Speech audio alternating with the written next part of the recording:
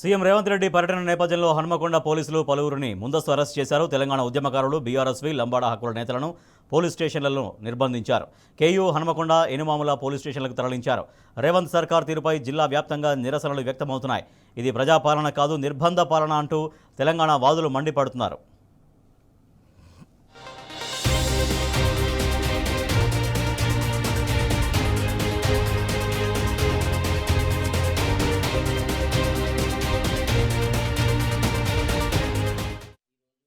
గౌరవ ముఖ్యమంత్రి రేవంత్ రెడ్డి గారు హన్మకొండ పర్యటన సందర్భంగా బీఆర్ఎస్వి విద్యార్థి నాయకులను అక్రమంగా అరెస్ట్ చేసి పోలీస్ స్టేషన్లో నిర్బంధించడం జరిగింది.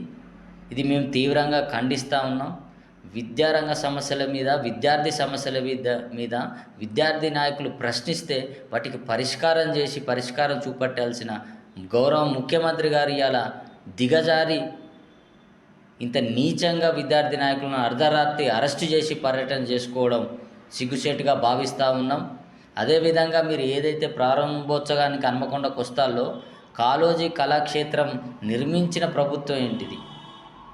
అది కేసీఆర్ హయాంలో దానికి నిధులు కేటాయించి, భూములు కేటాయించి ఆయన గౌరవంగా ఒక కళాక్షేత్రం ఉండాలని చెప్పి ఆయన నిర్మిస్తే 95% పైగా పనులు పూర్తి చేసి 100% నిధులు కేటాయించిన కేసీఆర్ లాంటి రాష్ట్ర సాధకుడు ఓపెన్ చేయకుండా నీలాంటి ఉద్యమకారులను తుపాకీ పెట్టి బెదిరించి తెలంగాణ ఉద్యమాన్ని, తెలంగాణ వాదాన్ని, కాళోజీ ఆకాంక్షను అడ్డుకున్నటువంటి నీలాంటి ఉద్యమ ద్రోహి, తెలంగాణ ద్రోహి ఇలా కాళోజీ కళాక్షేత్రాన్ని ఓపెన్ చేస్తూ ఉంటే కాళోజీ గారి ఆత్మ ఘోషిస్తూ ఉంది.